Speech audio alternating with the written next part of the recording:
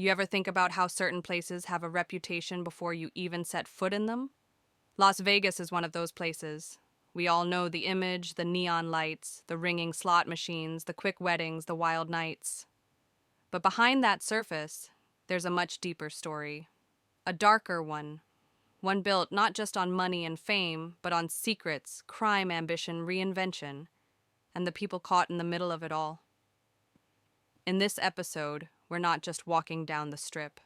We're going underground through the mob-run casinos of the past, the glittering illusions of the entertainment era, the strange family-friendly experiment, and all the way to the eerie silence of the pandemic shutdown. This is the story of Las Vegas like you've never heard it before. Welcome to True Crime Echoes. Chapter 1. The invitation that sparked a question. The other day I got invited to a bachelorette party, nothing out of the ordinary, right? But this wasn't just a dinner and drinks type of night. No. It was one of those all-out, no-sleep, leave-your-dignity-at-home kind of weekends. In Las Vegas? Now, let me be honest, I've been to Vegas before. I know exactly how it goes. There'd be overpriced shots thunder from down-under dinners that cost more than my monthly grocery bill, and probably some blurry photos I'd wish didn't exist the next morning. I mean, why do we always pick Vegas for these things? Don't get me wrong, Vegas is fun. It's chaotic, loud, neon-drenched, and built for indulgence. But when I looked at that invitation, something in me hesitated. Not because of the cost, or the schedule, or the fact that I'm too old to be running on zero sleep anymore, but because I started wondering, why does this place still exist the way it does? I mean, really think about it. Las Vegas has survived things that should have completely destroyed it. The mob, the Great Depression, the 2008 recession, COVID, inflation, changing values, generational shifts. It's like every time the world moves on, Vegas just finds a way to adapt. But how wiry? It's not just the parties, it's not just the casinos. There's something deeper there, something that's always kept the city from fully collapsing, even when it probably should have. And as I started digging, I realized Vegas isn't just a city, it's a mirror. A mirror for what society's craving at any given moment: power, rebellion, escape identity. Whatever we're trying to run from or run toward, Vegas figures it out before we even do. It packages it in bright lights, velvet ropes, and bottomless champagne, and we eat it up every single time. But it wasn't always like this. Once upon a time, Vegas was just a speck in the desert. No glamour, no slot machines, no "what happens here, stays here" billboards. Just sand heat and a long, empty road. So how did it get here? How did a tiny desert stop become a billion-dollar empire of indulgence? Who built it? Who corrupted it? Who saved it? And what does it say about us that we keep going back? This isn't just a story about a city. This is a story about how darkness, power, greed, and even desperation can shape a place into a myth. About how people can lose themselves trying to reinvent something that was never supposed to exist. And how somehow Las Vegas never truly dies. It just finds a new mask to wear. So if you're curious like I was, stay with me. Because over the next hour, we're going to walk through the back alleys of old casinos, behind the velvet curtains of showgirl stages, through the secret doors of mob-controlled hotel suites, and into the beating heart of a city that refuses to quit no matter how many times it gets knocked down. Welcome to the Dark History of Las Vegas, Chapter 2. A Sin City is born. It's hard to imagine Las Vegas without the bright lights, the thumping music, the casino floors, that feel like they have no clocks, no windows, and no consequences. But before all the excess, before the chaos and the sparkle, there was nothing. Just dry desert, blistering heat, and miles of silence. In the early 1900s, Las Vegas was barely a blip, just a dusty railroad town where people passed through, not where they stayed. There were no neon signs, no Elvis impersonators, no hotel suites with hot tubs and champagne towers. Honestly, it was quiet, forgotten, and in many ways, perfect for what was about to happen. You see, back then, America was in a very different place. Culturally, we were conservative. Deeply religious values shaped laws across the country. Gambling illegal. Alcohol banned during Prohibition. Divorce practically scandalous. But just because something is illegal doesn't mean people stop doing it. It just means they find new ways or new places to get away with it. That's where Vegas found its edge. In 1931, during the Great Depression, a time when the country was flat broke and desperate, Nevada made a bold move. It legalized gambling. Just like that. In the middle of a national economic crisis, they threw open the doors to something everyone else considered taboo. And let's be honest, it worked. People flocked to Nevada, not just because of the gambling, but because of what it represented: freedom. The kind of freedom you couldn't get in the rest of the country. You could roll the dice, drink too much, lose a paycheck, or win a fortune. And nobody judged you for it.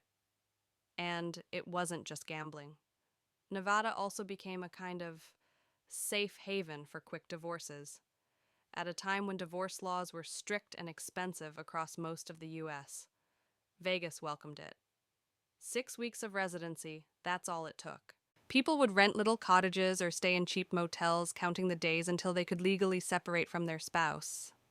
It was wild when you think about it, a place where you could lose your marriage in the morning and your money in the evening, and maybe, just maybe, feel like you were starting over, or falling apart. But that was the point.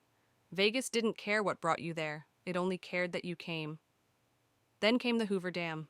Now, I know it's not exactly the first thing you think of when you picture Vegas, but the dam changed everything. Construction brought thousands of workers to the area in the 1930s, and when those men finished their 12-hour shifts under the scorching sun, they didn't want rest. They wanted distraction. They wanted alcohol, entertainment, women, and the chance to feel alive. Enter Fremont Street, the first real entertainment district in Vegas. It was raw, gritty, paved with possibility and vice.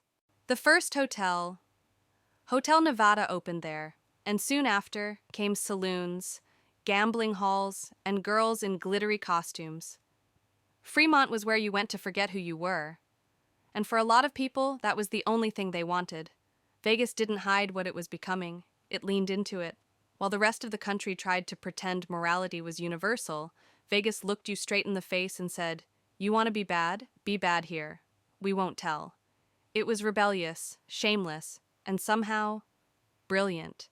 It's strange to think that a city founded on indulgence and escape could survive as long as it has, but that's what made Vegas different. It didn't build itself on what people should want. It built itself on what people secretly did want, and that's a much more powerful foundation. By the end of the 1930s, Vegas wasn't just a town in the desert anymore. It was becoming something else. A symbol. A whisper in the ears of anyone who wanted to run from their life and reinvent themselves. And little did anyone know. The real show was just beginning. Chapter 3. Neon Dreams and Desert Nights.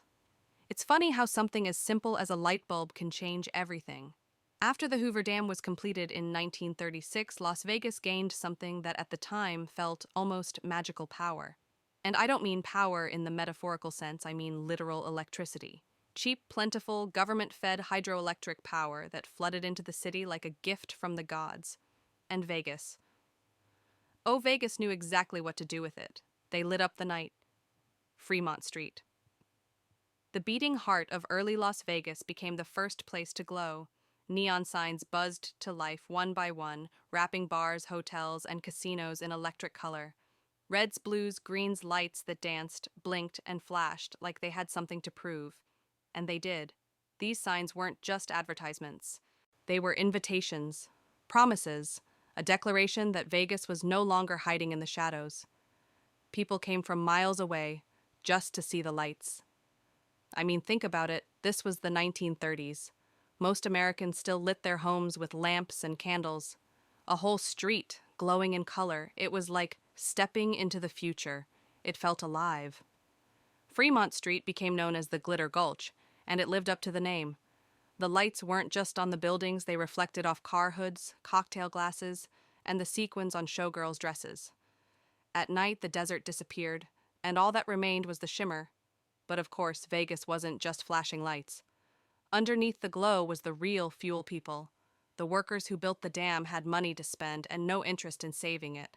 Fremont gave them what they wanted: steaks, gambling, women, and booze. A chance to feel rich for one night, even if their hands were still calloused and their clothes still smelled like concrete dust. They weren't looking for luxury, they were looking for release. And Vegas delivered. But the thing about attention, especially the kind that involves money, is that it always attracts someone else, someone who's watching from the outside, waiting. And by the end of the decade, Vegas had caught the eye of people who weren't just looking for fun. They were looking for control. But before we go there, before we get into mobsters and bullets and the dark underbelly of Las Vegas, I want to sit with this moment for just a second. Because the neon era of Fremont Street was more than just a time period. It was a mood, a feeling, a promise that no matter how dark the world got, there was still a place where the lights never went out. It's easy now to look at old photos and romanticize it, the pin-up girls, the old cars, the sharply dressed men in suits and fedoras. But behind those images were lives, real people, some running from something, others searching for something they couldn't name. Vegas didn't just give them distraction, it gave them permission. And honestly, that's what made it so powerful. Most cities are built on industry or tradition or geography. But Las Vegas was built on desire. It was designed to reflect the parts of us we usually hide, the parts that crave attention, pleasure, indulgence. And that reflection wrapped in neon was seductive. It still is. Looking back now, I don't think Fremont Street was ever meant to last the way it was. It was too raw, too real, too unscripted. But it was necessary. It was the fire starter, the prototype for what Vegas would become. And the glitter it left behind. It's still there under the layers of luxury and branding and corporate polish. But in the beginning, it was just neon lights in the middle of the desert, and that was enough to pull the world in. Chapter 4. When the mob moved in by the 1940s. Vegas had already built a reputation not just as a place to blow off steam, but as a city that didn't ask questions. People came here to disappear, to gamble, to drink, to divorce, to forget. Vegas didn't care who you were, where you came from, or what you were running from.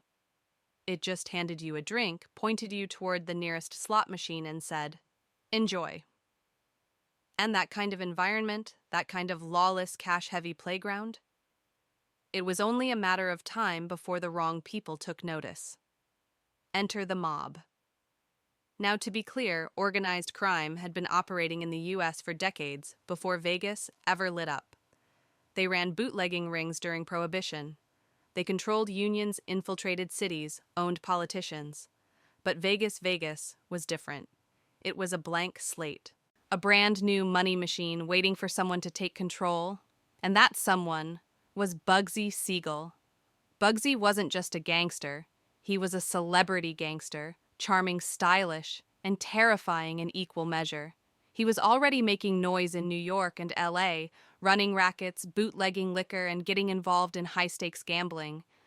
But Vegas, that was going to be his empire. At least, that's what he thought. Bugsy had a vision, a luxury resort casino that could compete with the glamour of Hollywood. It wasn't just about gambling anymore. He wanted to build something bigger, more refined. A place where high rollers could stay in penthouse suites, sip champagne by the pool, and drop thousands of dollars without blinking. He called it the Flamingo. Now, depending on who you ask.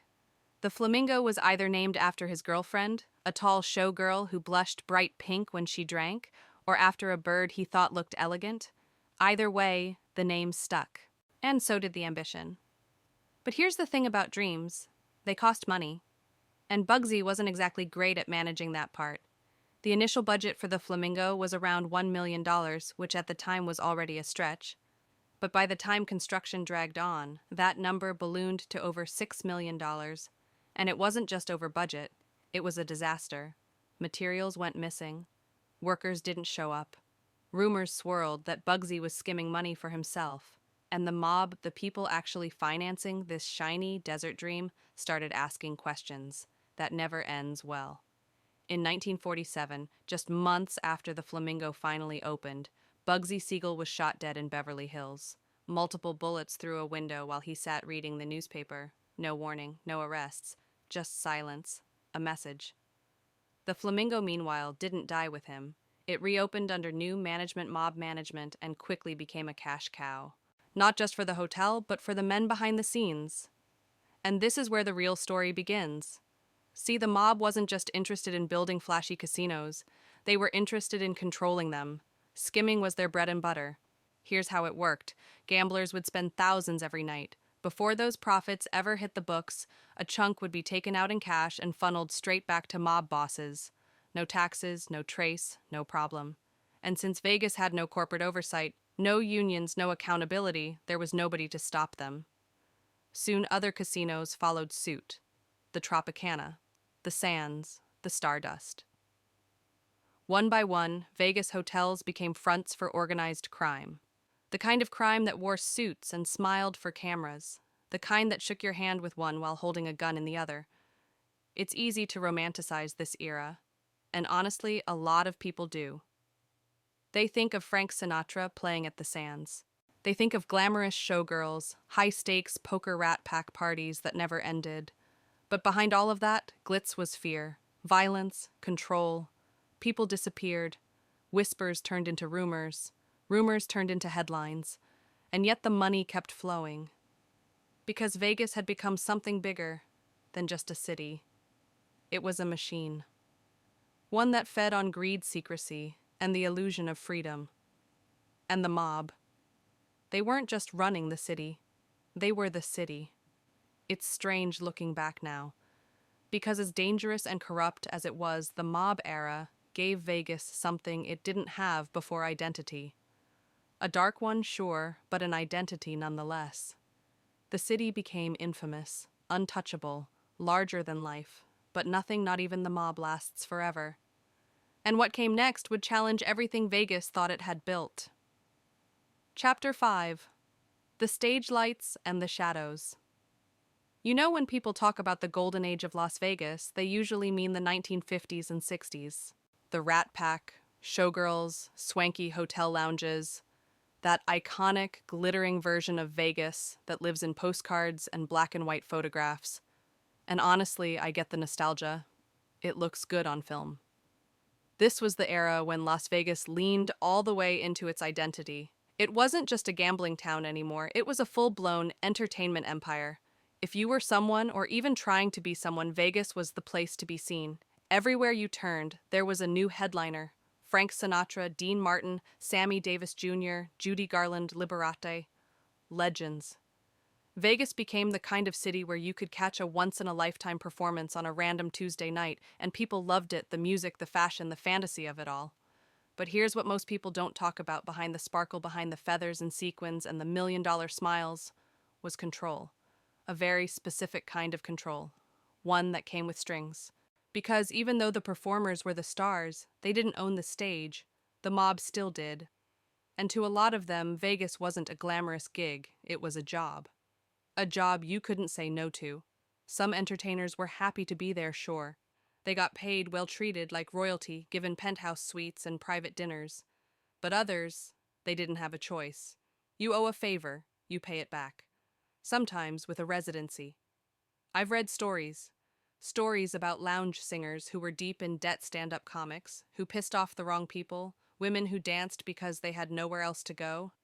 They'd smile on stage, wave to the crowd, drink champagne with VIPs, and then cry alone in their dressing rooms. Because in Vegas, image was everything. And you never wanted to look like you were breaking, especially the women. The showgirls were iconic, 6 feet tall in heels dressed in rhinestones, and feathers moving like they were made of silk and smoke. They were glamorous, desirable, impossible to ignore. But they were also replaceable. There were rules. Height requirements, weight limits, age cutoffs. If you didn't fit the mold, you were out. If you got pregnant, if you got older, if you gained 5 pounds, you were gone. And no one asked questions, because no one was supposed to care. Vegas wasn't designed for softness. It rewarded perfection and punished anything that didn't shine bright enough under the lights. And yet, for all the pressure, the city still had this magnetic pull.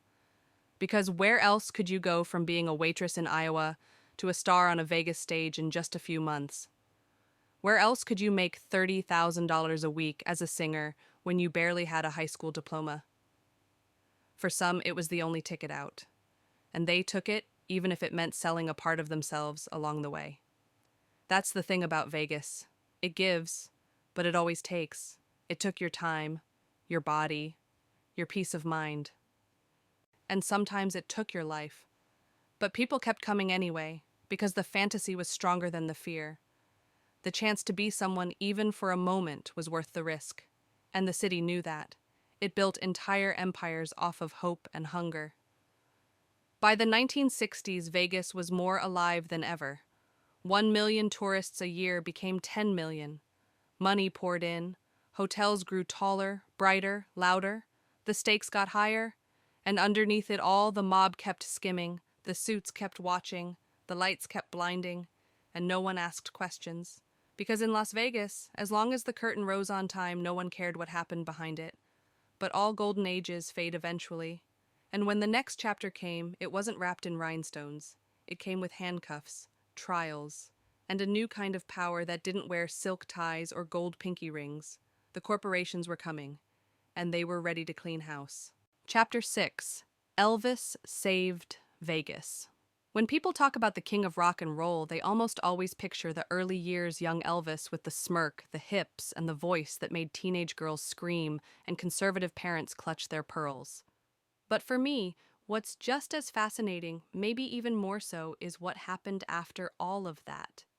After the screaming slowed down, after the hits stopped climbing the charts, and after Elvis needed a comeback. Because that's when he went to Las Vegas, and that's when he saved it. Now that might sound dramatic, but Vegas in the late 1960s, it wasn't doing great. The mob was still around, sure, but the glamour had started to fade.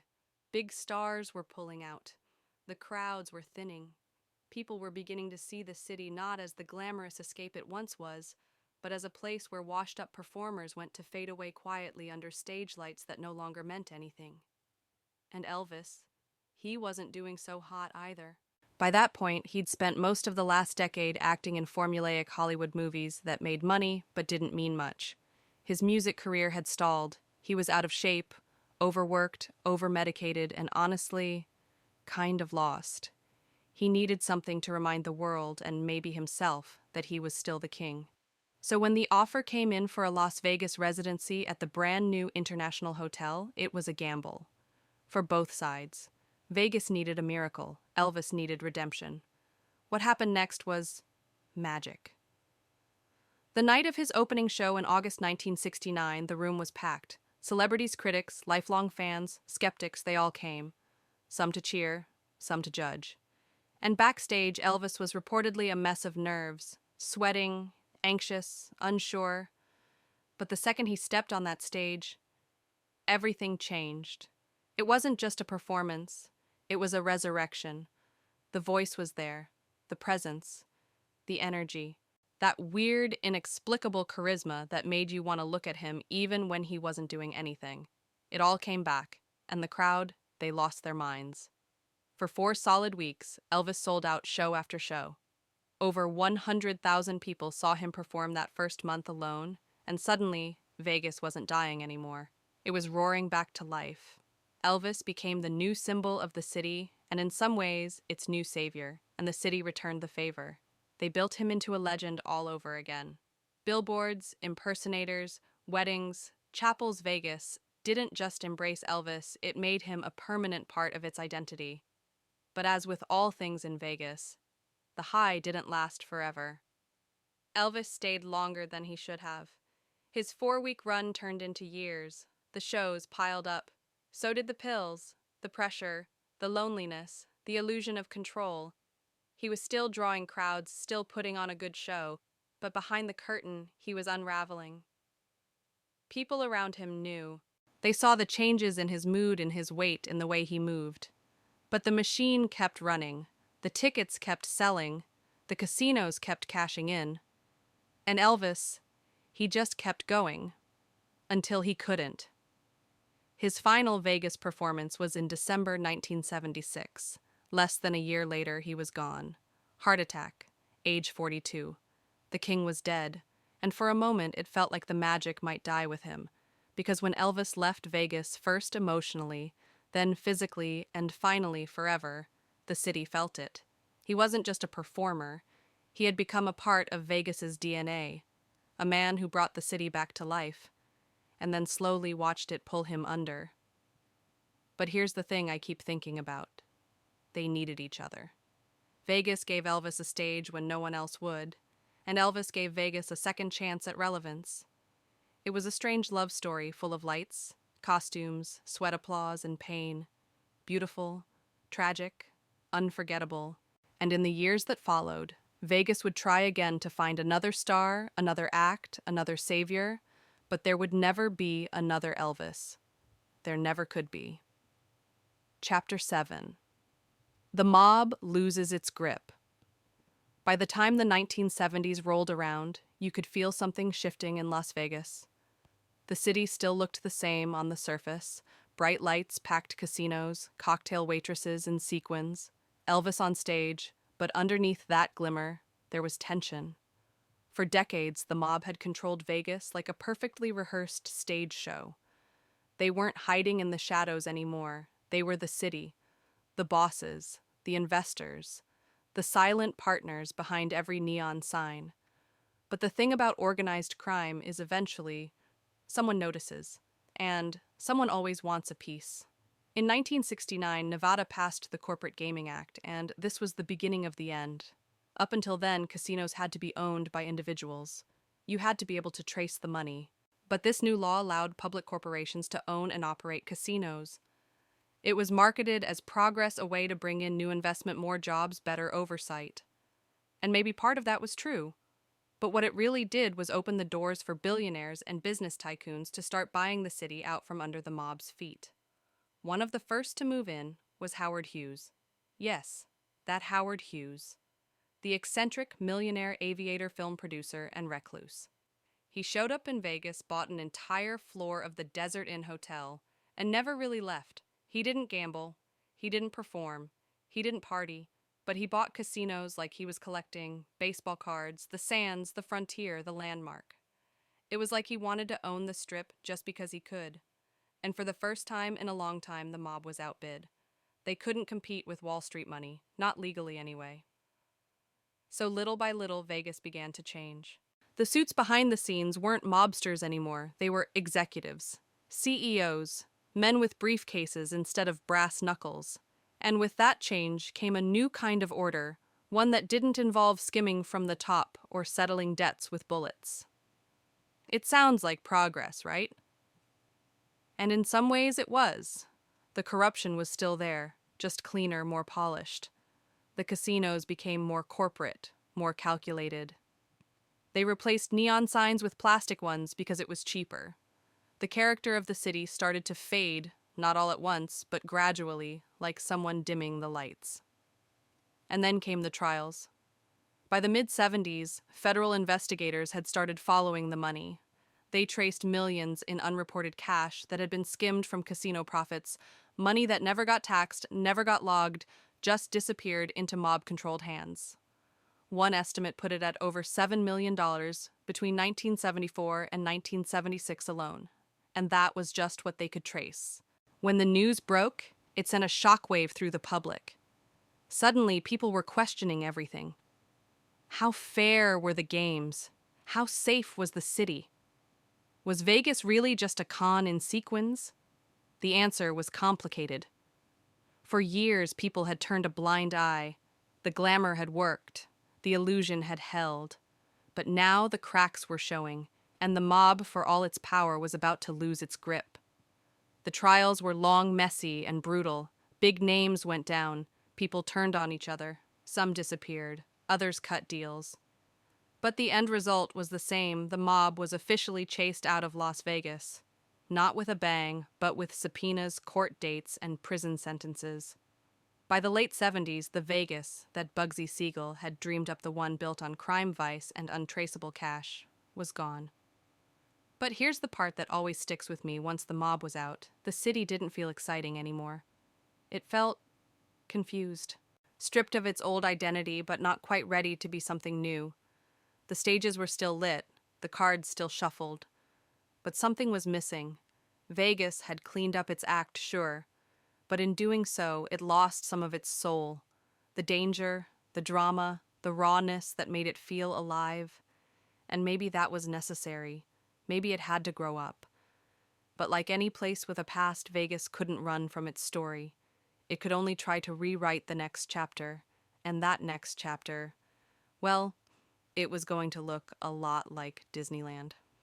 Chapter 8, When Vegas Tried to Be a Dad. You ever watch someone go through an identity crisis in real time? Like really watch them try to reinvent themselves in a way that doesn't make sense, not just to the people around them, but to themselves. That was Las Vegas in the 1990s. After the mob got pushed out and the corporate suits moved in, Vegas was left standing there blinking under the fluorescence, asking itself, now what? And for reasons I still can't fully understand, the answer it came up with was families.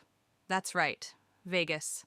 The city of sin secrets and slot machines suddenly decided it wanted to be a wholesome family vacation destination. Think Disneyland, but with blackjack. To be fair, I kind of get it. By the early 90s, Vegas was getting hit from all sides. Atlantic City had legalized gambling, Native American casinos were popping up, and people's attention spans were changing. You couldn't just rely on roulette wheels and Frank Sinatra anymore. Vegas needed something new, something safe. So they went all in. They built roller coasters on top of hotels, installed arcades, opened kid-friendly restaurants with mascots and balloon animals. Even the ads changed. Out went the sexy silhouettes and what happens here stays here vibe. In came smiling families posing with costumed knights and pirates. It was surreal. I remember walking through the Excalibur Hotel, once that big medieval castle-looking thing, and thinking, this is either brilliant or completely insane. There were kids eating pizza under neon dragons while their parents played penny slots just feet away. It felt like two completely different worlds were trying to coexist, and neither one was comfortable. The most bizarre part. For a little while it worked. Families came. The numbers went up. Vegas got a PR makeover and leaned into the idea that it could be all things to all people. Come gamble, bring the kids, ride a roller coaster, see a magic show, and tuck everyone in by 10. It was weird, but weird is kind of Vegas's thing. Still, the cracks showed early. Because the truth is, Vegas never stopped being Vegas. You could put a water slide in a hotel, but that didn't change the fact that 2 floors down, someone was losing their life savings at a poker table. Or that out on the Strip, people were still drinking yard-long margaritas and handing out escort flyers by the hundreds. No one knew what to do with that contradiction, least of all the city itself. The family-friendly experiment started to feel forced. The theming got sloppy. Circus-themed casinos started looking like sad carnivals. Animatronics broke, hotel mascots got kind of creepy, and more than anything, no one really wanted to explain to their kid why the man in the Spider-Man costume was also handing out nightclub coupons. It was a mess. And by the late 2000s, Vegas quietly started letting the family image go. The themed hotels. They stayed, but the marketing shifted. Back to adults, back to indulgence, back to what Vegas actually was. Because no matter how hard it tried, the city couldn't escape its DNA. Vegas isn't built for moderation. It's built for escape, for spectacle. For adults doing things they probably shouldn't, and convincing themselves it's okay because they're on vacation. That's what Vegas has always been. And deep down, I think the city knew it. It just took a strange detour, a midlife crisis dressed in foam swords and animatronic volcanoes to get back there. But here's what fascinates me the most. The attempt wasn't a total failure. That era left its mark. Some of those kid-friendly structures still exist awkwardly wedged between high-end clubs and luxury suites. A reminder of the time Vegas tried to clean up. And realized it was far more interesting when it was messy. Because maybe that's the truth of Vegas. It doesn't thrive when it tries to be perfect. It thrives when it leans into the chaos, embraces the contradiction, and lets the lights keep flickering. And in the next chapter, those lights were about to dim again, not because of reinvention, but because of something no one could predict. A global pandemic. Chapter 9. The City That Never Slept. Fell asleep. I never thought I'd see Las Vegas go dark. Even during economic crashes, scandals, and wildfires in surrounding states, the Strip always pulsed. There was always something, a neon glow, a drunken laugh, the constant hum of slot machines that made you feel like time didn't exist. But in March of 2020, everything stopped. And I mean everything. The casinos closed, the shows were canceled, buffets went quiet, hotels once booked solid locked their doors, and for the first time in decades, the most chaotic city in America looked still. It felt like something out of a movie. I remember watching drone footage of the Strip, the Bellagio fountains frozen, the marquees blank, not a soul in sight, no cabs, no tourists, no Elvis impersonators waving from a street corner. Just silence, dry desert wind and empty roads. And it hit me, if Vegas could shut down, anything could. See, Las Vegas isn't just a city. It's a symbol of movement, of excess, of escape. It runs 24/7, not because it has to, but because it can. That's the illusion that time doesn't matter here, that you can press pause on your real life and dive into a world that never sleeps. But the pandemic, it shattered that illusion. Because for all the fantasy and lights and billion-dollar facades, Vegas is still a real place, with real workers, real vulnerability. And when the world locked down, those vulnerabilities came into full view. Tens of thousands of workers were suddenly out of a job. Dealers, waiters, performers, bartenders, janitors, the very people who keep the fantasy alive, were left without paychecks, without tips, without health insurance. Some had been in the industry for decades. They were lifers. And now they were waiting in food bank lines, unsure if the city they built would ever come back. The impact was brutal. Las Vegas has always been dependent on tourism. It doesn't manufacture goods. It doesn't export much. Its entire economy is built around the idea that people will come here to spend money they don't really have on things they don't really need. So when the planes stopped landing and the lights went out, the foundation cracked. And for a moment, we were all forced to ask a question that Vegas never likes to ask. What happens when the party ends? Because the party did end. And in that silence, something strange happened. People started remembering that beneath all the sparkle, Vegas is a community, a real one, with families and teachers and grocery clerks and people who don't live on the Strip. People who've lived in the shadows of those hotel towers for years, but who rarely get acknowledged in the glossy travel brochures. During the lockdown, they were the ones trying to hold things together, sharing food, checking on neighbors, fighting to keep the lights on, literally and metaphorically. I'll be honest, I didn't think Vegas would bounce back the way it has, but in a strange way, the shutdown reminded the city who it really was. Not just a playground for tourists, but a hometown, and maybe even a survivor. When the casinos slowly reopened, it wasn't with fireworks. It was cautious, muted. A few machines spaced 6 feet apart, masks on dealers, plexiglass at the tables. It wasn't the Vegas anyone remembered. But it was something, and maybe that was enough, just knowing the lights could come back on.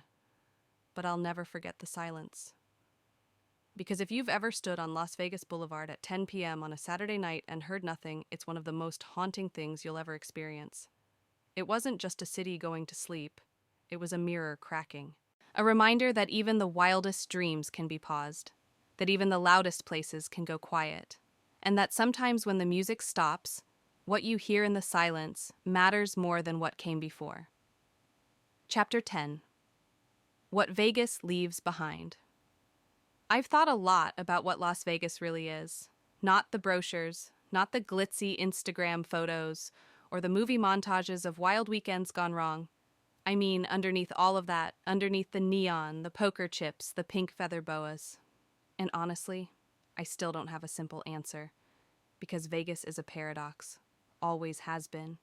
It's a place that promises freedom but thrives on control.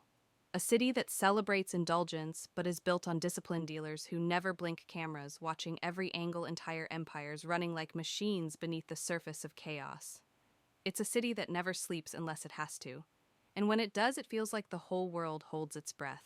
Over the past 100 years, Vegas has worn 1,000 masks. Railroad town, gambling frontier, mob playground, entertainment capital, family vacation spot, pandemic ghost town. And somehow, each time it's survived. Not by staying the same, but by constantly shedding its skin. And yet, no matter how many times it changes, the core is always there. that need, that hunger. Vegas isn't about luck. That's the lie it sells. Vegas is about desire. Desire for more, for something different, for something else. That's what draws people in, not just tourists, but performers, dreamers, fugitives, the broken, the bored, the ambitious, the addicted. People looking for second chances, or third. Or maybe just a few hours where they don't have to think about their lives back home. And you know what? Sometimes Vegas gives it to them. Sometimes it really does feel like anything is possible here. That you could walk into a casino a nobody and walk out a legend. Or that you could lose everything and somehow still smile because at least you felt something. But I've also seen what the city takes. Not everyone walks away with a jackpot or a good story. Some leave worse than they came. Some don't leave at all. Vegas can be intoxicating, yes, but it can also be merciless. It remembers your weaknesses. It turns them into currency.